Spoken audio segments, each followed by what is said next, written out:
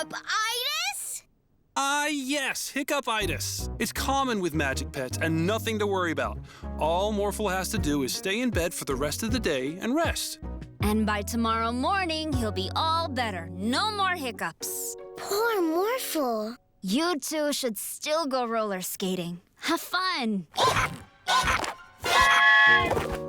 Are you sure? Absolutely. We'll take care of Morphle. We're parents. Morphle. We'll be back later to check on you.